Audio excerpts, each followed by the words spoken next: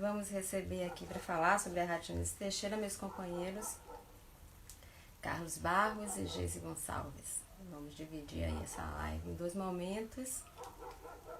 Lembrando que a Rádio Anísio Teixeira, a equipe da Rádio Anísio Teixeira é formada por Carlos Barros, por Geise Gonçalves, por mim, hoje aposentada, mas ainda colaboradora, e pelo nosso técnico de áudio, um roqueiro, cantor maravilhoso, o nosso menino Thiago Vinícius, o grande Thiaguinho. Um beijo, Thiaguinho, para você. Carlinhos, vamos que o tempo urge porque você tem horário. A gente estava conversando aqui com o Geise e aí a gente começou a falar sobre Você Já Foi, o gramofone, e depois sobre Você Já Foi. Então, na verdade, a gente foi pela ordem inversa, que era a gente tinha que falar mais sobre o Nas Ondas da Rede. Então, é isso.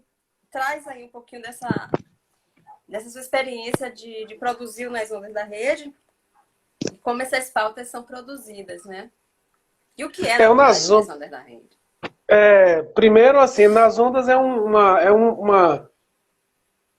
honra e uma alegria muito grande a gente ter. Ele surge em 2017, né? Quando a gente estava montando, você fazendo parte, inclusive, da Rede Anísio, que você continua sendo, mas conosco aqui, né? Colaborando. Hoje você colabora, mas você faz parte desse processo. O Nas Ondas é uma revista eletrônica, né? É um programa que se desenvolve em torno de um eixo temático, né, de um tema que a gente escolhe, relacionado a conteúdos do universo escolar, né, para a comunidade escolar, temas transversais, temas de história, de língua portuguesa, de matemática, de física, dando continuidade à maneira de produção da Rede Anísio. Isso é crise de rinite, viu? Terrível, São dois, então. O tempo esfria, eu fico assim. E eu fui botar uma camisa no guarda-roupa ali. Tinha muito tempo que eu não colocava, e aí tô assim agora. Mas o Nas Ondas é uma proposta de tratamento de um tema escolar, né, de conteúdo escolar, a partir da perspectiva que a Rede Anísio vem trazendo, que é de trabalhar interdisciplinarmente temáticas relativas às diversas áreas do conhecimento. E nós pensamos juntos, Geise, Joalva e eu, como fazer um programa de 5, 6 minutos, né, que é mais ou menos a média das ondas, tratando de uma temática. E ele se divide, o tema que gera o programa gera a enquete que vocês estavam falando aí, né, cujo objetivo é saber qual a temperatura do conhecimento da comunidade escolar sobre aquele tema. E a gente se diverte muito, né, com essa enquete. Normalmente Thiago Vinícius que faz, que trabalha conosco, né, que além de ser o técnico de áudio, é um profissional muito atento. E normalmente quem faz as entrevistas da enquete é ele, mais jovem também, uma idade mais próxima dos meninos, das meninas da escola, né? E essa enquete, nós recortamos as respostas, né, como toda enquete, né, elas entram como um indicativo de qual o termômetro daquela questão na escola. A partir da enquete, nós levamos a questão para um especialista, alguém que pesquisa o tema, e na ordem do programa, a enquete vem primeiro e depois a fala do pesquisador. Essa fala do pesquisador amarrada com a enquete, ela dá uma dimensão da relevância daquele tema na escola. Então, por exemplo, homofobia. O que os meninos sabem sobre homofobia, né? A partir da fala dos estudantes, em confronto, né, não confronto de oposição, mas no processo de comparação com a fala do especialista, a gente vai para um outro momento do programa, que é uma dica literária, de filme, uma dica artística. Como é que esse tema que foi falado pelos estudantes, que foi discutido pelo especialista, onde é que ele se apresenta? Por exemplo, numa música, num disco, num site, num filme, numa peça de teatro, num texto clássico. E a essa dica segue o Você Já Foi, que é um quadro, que é Geise, que é a redatora e que é a narradora do quadro, onde se apresenta um espaço sugerido para a visita. Curiosamente, muito antes da pandemia, nós já fizemos, além de lugares físicos nas ondas, lugares virtuais. Já sugerimos álbuns de música, já sugerimos sites de instituições. Portais. É interessante isso, né? Nesses portais, nesse momento agora, o Nas Ondas continua sendo produzido. Fizemos algumas edições especiais sobre Anísio Teixeira, que brevemente deve estar na plataforma Anísio, né? Nessa reformulação que a plataforma sofreu. Brevemente deve estar lá. Estamos fazendo sobre o processo de formação continuada territorial que está sendo encampado pela rede. São Nas Ondas da Rede especiais. E ao longo do tempo também fizemos alguns Nas Ondas da Rede com edições um pouco maiores, porque a gente começou a perceber que alguns temas cabiam. Então, por exemplo, fizemos um em dezembro sobre música e educação. Entrevistamos Geraldo Seara e Marcos Leone, que são professores da rede. Geraldo, além de professor, cantor. E tivemos a honra de ter um depoimento de Gilberto Gil sobre a relação entre música e educação. Né? O Nas Ondas, né, para também bater uma bola com você, o Nas Ondas é uma proposta interdisciplinar e transmediática. É importante. Por que transmediático? Porque a mídia do rádio leva a gente para outras. Então, o episódio 2 de julho, por exemplo, leva a gente para o filme do Corneteiro Lopes, que está disponível no YouTube. E esse trânsito de linguagens, ele também faz parte do objetivo do programa e do objetivo da Rede Anísio como um todo, que é de levar os estudantes a uma compreensão das mídias, áudio, vídeo, a mídia internética, que é uma mídia em si mesma, de que eles possam perceber esses lugares como lugares de aprendizado. Porque esses lugares já são frequentados por eles, independentes da escola. O que a gente faz na rede é direcionar isso, a partir do trabalho na rede dentro do Instituto Anísio, é direcionar isso para um uso pedagógico. É a utilização, é o que a gente chama nas nossas formações de apropriação tecnológica, que está sendo tão necessária agora, né? Olha como está sendo necessário dominar essa tecnologia de mediação, né? De Instagram, usar o vídeo, usar o áudio. Você tem o WhatsApp, você precisa mandar uma mensagem rápida, ao invés de escrever, você grava um áudio e manda, né? O famoso podcast, uma discussão que a gente sempre teve, né? A gente ouvia de algumas pessoas, hoje a gente ouve menos, mas a gente ouvia assim, nossa, mas rádio, na era da internet, rádio, a Rede Globo de televisão tem um setor hoje no G1 que é de podcast. Só de podcast. Que é o que a gente faz. Exatamente. Nós produzimos podcast, né? Tem um comentário aqui, é de Peterson. Peterson. Peterson lambendo a cria, lambendo os irmãos. É isso, mas ele tá falando uma coisa interessante aqui sobre multiletramento. A gente está falando disso. Marcos Leone, que eu acho que vai bater uma bola com você também, né? Que você convidou ele. Marcos fala muito sobre multiletramento. Marcos é um dos responsáveis pelo blog da rede, né? Que é uma outra ação da Rede Anísio, do Instituto Anísio Teixeira. Ele vai falar um pouco melhor sobre isso, porque inclusive isso é uma pauta, né? Isso é uma pauta que ele sempre trouxe, essa questão do multiletramento. E aí, assim, a rádio, eu particularmente tenho um prazer tão grande de fazer os programas da rádio, né? E de dividir isso com você, dividir com o Geise, com os nossos colegas, que é uma coisa interessante, é que as pautas do Nas Ondas também, elas não são pensadas apenas por nossas cabeças, né? A gente recebe demandas, poxa, como recebemos agora da formação continuada, como recebemos para fazer homenageando os 6 anos de Anísio Teixeira, e uma facilidade da rádio, uma facilidade que não significa que ela seja menos complexa, mas a facilidade de produção, porque a gente lida com o áudio, sem a imagem, faz com que ela também chegue mais rápido. É o que está acontecendo hoje também, né? Está facilitando a produção. Que a gente é o que está facilitando. Nos organizar virtualmente pelo WhatsApp, por exemplo, porque eu estou fora, eu não posso nem pelo telefone, mas mesmo pelo WhatsApp. E a gente consegue organizar pauta, a gente faz reunião de pauta, a gente faz as pautas, escreve as pautas e grava. E cada um grava no seu lugar e aí vai mandar e Thiago vai e arruma. Então fica muito semana passada a gente fez isso, inclusive, do final de uma manhã para o início de uma tarde, né? A gente precisou fazer uma gravação e a entrevista chegou muito em cima da hora, por demandas mesmo dos entrevistados, né?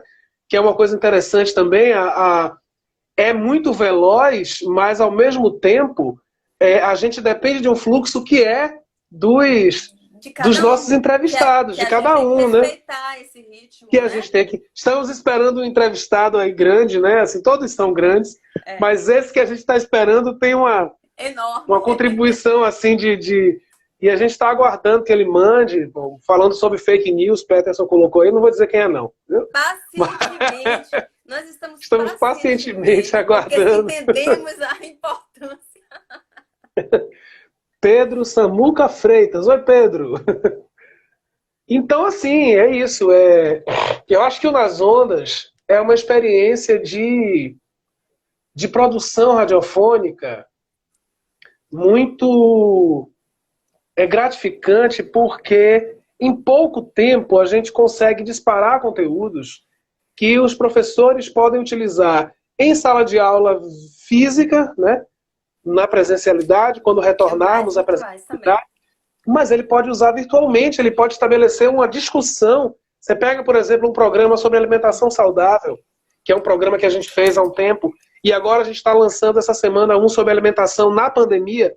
Então você pode pegar, por exemplo, esses dois programas, o que é uma discussão de alimentação saudável amplamente, e o que é uma discussão sobre alimentação saudável agora, que a gente tem uma série de limitações e que a gente precisa pensar na alimentação do ponto de vista da saúde, mais do que a gente pensava antes.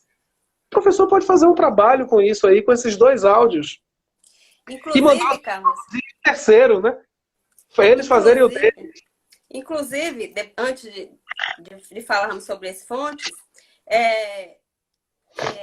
Pernambuco já está utilizando, nesse período de pandemia, as rádios comerciais, não só a TV, mas as rádios também, como veículo para transmitir as aulas para os estudantes.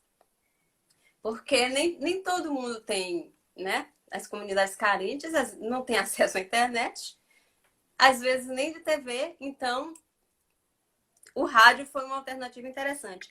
E eu lendo por aqui, em Cabo Verde, agora no ano letivo que começa, eles vão usar, além das rádios, eles vão usar as rádios comunitárias. Olha que coisa bonita isso. Né? E toca a gente, uma das coisas que nós fazemos com a formação que a gente faz em produção radiofônica é estimular a rádio na escola, que é uma rádio comunitária. Dentro da escola, né? Exatamente. Que interessantíssimo isso aí de Cabo Verde, né? E eu não sei porque que a gente não usa isso aqui, né? Não sei por que eu posso colocar isso aqui, porque eu já coloquei isso no IRDEB, eu faço uma coluna na rádio, né? Na Rádio Educadora, toda segunda-feira, eu já coloquei isso. Por que a gente não usa a TVE? Isso. E a TVE podia ser utilizada como né? Não sei quais são as limitações. Também. E a Rádio Educadora também não, porque eles já fazem um trabalho genial, né? De divulgação, como a TV Anísio faz, cada um no seu lugar. Mas assim, acho que usar a transmissão de TV como um lugar A TV Aratu aqui em Salvador está fazendo isso. A Prefeitura Municipal de Salvador está transmitindo aula pelo canal 4.1 e 4.2 aqui na Bahia, aqui em Salvador, né?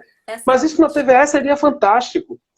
Os programas, por exemplo, da TV Anísio Teixeira, o material todo que a gente tem lá, os áudios, o material do MTEC, podia ser apresentado, podia pegar uma tarde, assim, 3 horas, de 2 da tarde às 5.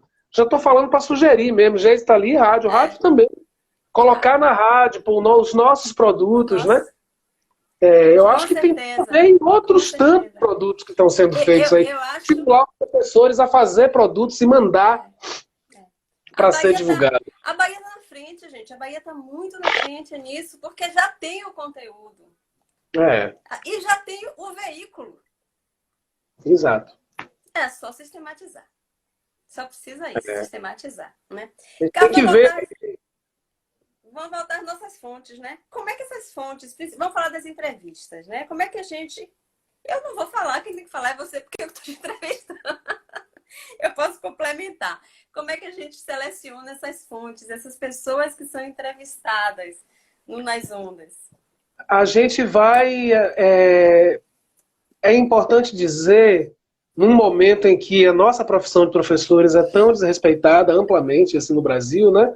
Nós temos primeiro, não temos Ministério da Educação, não considero que temos, né? Temos alguma coisa que diz que é ministério, somos desrespeitados o tempo todo. É preciso lembrar que nós, professores, fazemos parte da comunidade acadêmica, da produção acadêmica de um país, né? E por conta disso, cada tema que é trazido como um tema Nas Ondas da Rede, são temas com os quais nós, de alguma forma, temos algum tipo de trânsito. E não tendo trânsito com o tema, nós sabemos onde procurar. Então, por exemplo, vou dar um exemplo. Eu sou da área de História, Geise é da área de Artes, você é da área de Letras. Vou pegar um tema que não tem nada a ver com nenhum dos três. Aquele Nas Ondas da Rede sobre incêndios, né? Sobre a utilização elétrica. A gente foi buscar quem? Temos colegas que são professores da área. E aí eles vão indicando. Nós entrevistamos 2 bombeiros, lembra? A construção dessas pautas... A gente entrevistou eles, né? A construção das pautas e a escolha das fontes, ela respeita os lugares de fala das temáticas. Então, a discussão sobre a homofobia. A gente entrevistou Marilu Dantas, que é uma pesquisadora, uma doutora nessa área. O programa sobre o 2 de julho, entrevistamos o professor Milton Araújo Moura, que é doutor e que é estudioso dessa área. O programa sobre as águas da Bahia, né? As fontes de água. Nós entrevistamos Rodrigo Lopes, que é um historiador, estudioso dessa área. E aí poderia citar tantos outros, né? Falei do programa de música e educação, entrevistamos Geraldo Seara, Marcos Leone, professores com projetos relacionados à arte e educação, entrevistamos Gilberto Gil, um artista reconhecido pela relação mesmo com a educação. Quer dizer, a escolha da fonte, ela só acontece num programa que é de objetivo pedagógico, se você tem professores que fazem parte disso. Exatamente. Carlos, olha, curiosidades aqui.